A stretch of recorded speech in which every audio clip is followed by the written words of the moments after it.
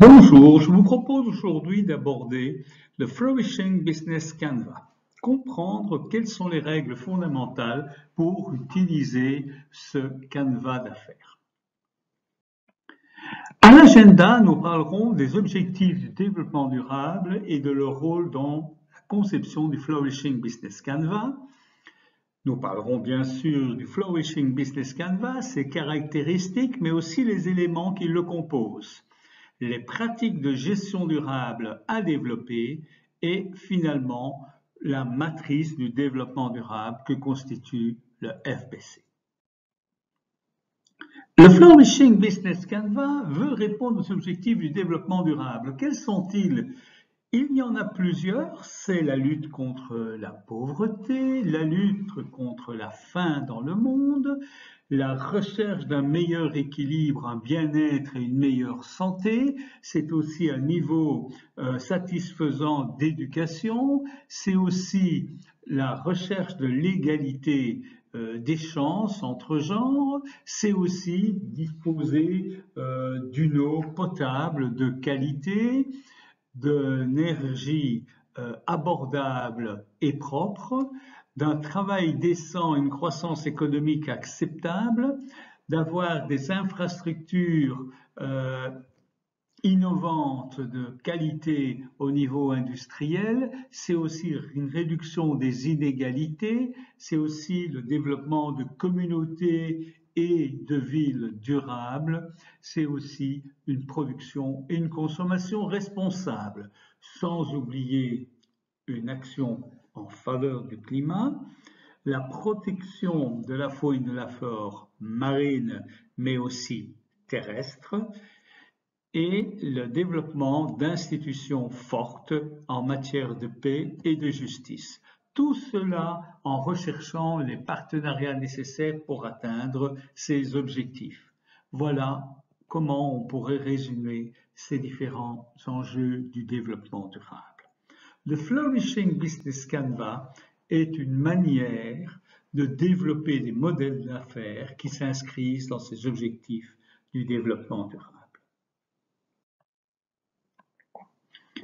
Pour comprendre le Flourishing Business Canvas, il faut pouvoir d'abord comprendre ce que cet outil, ce canevas peut apporter. C'est un outil qui permet à la fois d'esquisser, prototyper, concevoir, améliorer, communiquer, comprendre, mesurer et diagnostiquer une proposition de valeur. Proposition de valeur au sens large du terme, c'est à la fois celle que l'entreprise fait à ses clients, mais aussi à tout ce qui tourne autour de l'entreprise qu'on appelle les parties prenantes. Cette proposition de valeur vise à l'épanouissement de la vie sur Terre, tout en soutenant la possibilité que l'homme, l'être humain, et toute forme de vie s'épanouissent ensemble. De ce fait, les entreprises qu'on pourrait appeler les Flourishing Companies visent l'épanouissement de toute forme de vie et cherchent à créer un triple impact. Un triple impact en étant rentable sur 3 plans, sur le plan financier, sur le plan social, sur le plan écologique. Elles sont viables financièrement, elles sont socialement bénéficiaires et elles sont écologiquement réactives. Elles s'inscrivent ainsi dans les objectifs du développement durable et pratiquent ce qu'on appelle un marketing 3.0, le marketing des valeurs, le marketing durable. Si on regarde maintenant la composition du Flourishing Business Canvas, on va s'apercevoir que 16 éléments sont présents. On va retrouver des éléments que l'on retrouve dans tous les Business Canvas avec des éléments complémentaires. Par exemple, en termes de résultats, va apparaître une nouvelle façon d'analyser les résultats. Ce ne sont plus uniquement des résultats financiers, mais aussi des buts, des objectifs, des finalités de l'activité économique. Les bénéfices et les coûts seront toujours présents. En ce qui concerne les clients, on va voir apparaître le concept de partie prenante avec les acteurs de l'écosystème, la nécessité de répondre à des besoins, la nécessité de développer des parties prenantes et des relations avec tous ces différents éléments. Les canaux seront bien présents, la proposition de valeur sera présente avec la co-création de valeur, mais aussi la co-destruction de valeur. Les procédures, on va y retrouver le partenariat, la gouvernance est une nouvelle approche, donc on fait du business, mais de manière plus éthique, plus raisonnable. On va utiliser les ressources, mais aussi les réserves biophysiques, on va les identifier car elles sont limitées. On va parler d'activité, on va aussi insister sur les services de l'écosystème. Et donc, on va retrouver en bleu foncé tous ces éléments spécifiques au Flourishing Business Canva. Pour comprendre l'intérêt du Flourishing Business Canva, il est intéressant de s'interroger sur les pratiques de gestion durable. Alors, vous aurez l'occasion de parcourir sur les deux dias qui suivent différents types de pratiques. Elles sont analysées sous différents angles. Prenons par exemple l'autonomisation du consommateur. C'est une tendance sociétale, mais qui se traduit par une évolution des pratiques de gestion, par exemple la co-création. À chaque pratique de gestion va correspondre une menace. Par exemple, dans le cas de la co-création, l'ambivalence des consommateurs.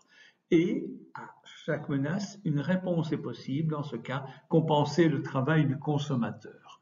Pour les autres tendances sociétales, je vous invite à prendre connaissance du tableau pour la collaboration, pour l'évolution des différents modèles de consommation, la demande, etc. et la globalisation.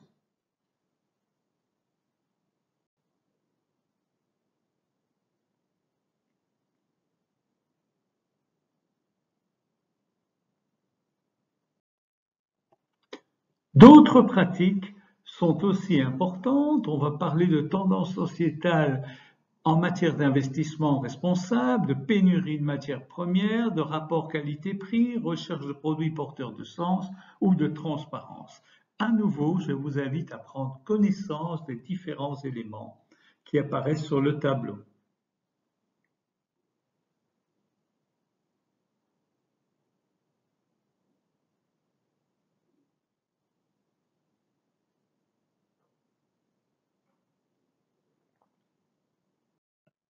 Quoi qu'il en soit, il est toujours intéressant de pouvoir comparer d'un côté le business model Canva classique et le Flourishing Business Canva.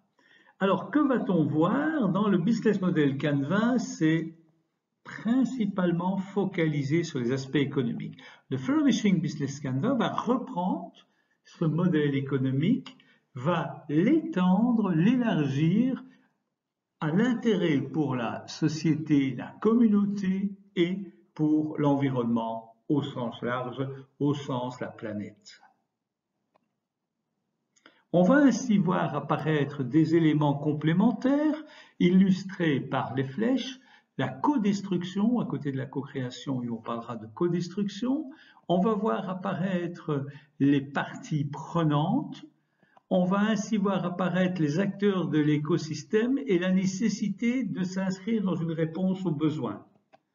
Au centre vont apparaître d'autres éléments, le service de l'écosystème et les réserves biophysiques. De même, la gouvernance, la façon de gérer l'activité économique sera aussi mise en évidence. Tout cela pour faciliter le développement de nouvelles finalités. Le BMC, donc, est une approche centrée sur l'économie avec une proposition de valeur. Comment va-t-on répondre à cette proposition de valeur? À qui s'adresse-t-elle? Les segments consommateurs. Quel type de relation on développe avec ces segments? Quels canaux de communication? Et dans la partie gauche, quelles ressources va-t-on utiliser? Quels partenariats? Quelles activités clés? On distinguera enfin, dans la partie basse du schéma, la structure des coûts et les flux de revenus. Le Flourishing Business Canva va débuter par une analyse de l'environnement, ensuite de la communauté, la société dans laquelle s'intègre l'entreprise et l'économie. On va donc démarrer par la proposition de valeur, comme dans le BMC avec sa co-création, mais un élément supplémentaire apparaît, la codestruction. Qu'est-ce qu'il risque de disparaître?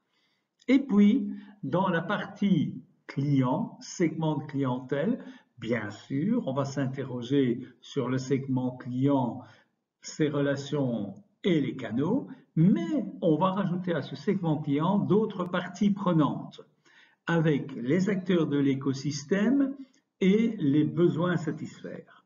Dans la partie gauche du graphique, on va retrouver des éléments comme les ressources, le partenariat, les activités, et on va retrouver en supplément la façon de travailler, la gouvernance, les réserves biophysiques et les services de l'écosystème. Et enfin, dans la partie basse, on va retrouver assez traditionnellement les coûts et les bénéfices, mais au milieu de cette partie vont apparaître les finalités, quels sont les résultats attendus en termes de changement. La matrice du modèle économique Flourishing Business Canva est donc quelque chose qui dépasse le cadre propre à cette entreprise-là. On va dépasser le BMC, qui était ce cadre propre à l'entreprise, en rajoutant tout est partagé avec tout le monde, notamment les ressources limitées, et certains objectifs sont communs à tous, pas uniquement à l'entreprise.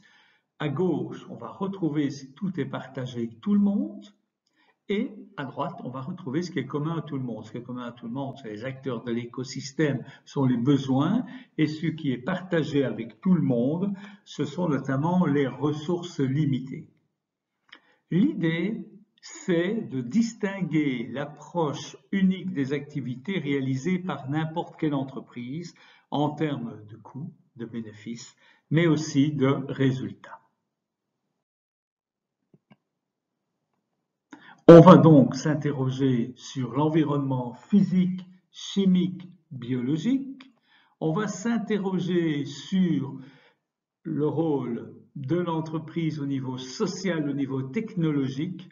On va s'interroger sur l'impact financier et monétaire des activités économiques de l'entreprise. Et c'est ainsi qu'on verra la proposition de valeur. Qu'est-ce qu'on veut développer? Non seulement aujourd'hui, mais ce qui est nouveau, aussi demain. On va s'interroger sur les clients et les parties prenantes. Qui sont-ils? Avec qui veut-on travailler? Pour qui veut-on travailler? Deux éléments nouveaux. Avec qui? Pour qui? On va s'interroger sur le processus et comment va-t-on procéder? Où va-t-on procéder? Avec qui va-t-on procéder? Avec quoi? De quelle manière va-t-on procéder? Et enfin, on va s'intéresser aux résultats, non seulement les coûts et les bénéfices, mais aussi pourquoi fait-on ce genre d'activité, c'est-à-dire les finalités. Voici, de manière synthétique, la matrice à prendre en compte pour intégrer les concepts de développement durable dans la vie de l'entreprise. Ce business est partie prenante de l'économie créée par la société qui dépend de l'environnement et propose risques et opportunités. Le business de votre entreprise s'intègre dans un ensemble de valeurs d'autres entreprises, d'autres organisations, d'autres communautés, individus, faune, flore et environnement. L'analyse de votre business doit refléter ces contextes vitaux. Ça ne peut se limiter uniquement aux activités économiques. Il s'agit de décrire les autres acteurs de l'écosystème dans l'ensemble de valeurs. C'est la raison pour laquelle, dans le processus, on parlera de comment, où et avec quoi le business co-crée de la valeur pour atteindre ses objectifs. C'est ainsi qu'on va parler de la valeur, comment elle sera co-créée, mais aussi co-détruite par le business et ses parties prenantes. C'est pourquoi on parlera des personnes impliquées, à qui s'adresse cette activité, ce business, pour et avec qui. Et enfin, on mesurera le succès non seulement en termes de coûts faibles, non seulement en termes de bénéfices, mais aussi en termes de finalité. Et donc les mesures de succès seront mesurées en unités monétaires, sociales et environnementales.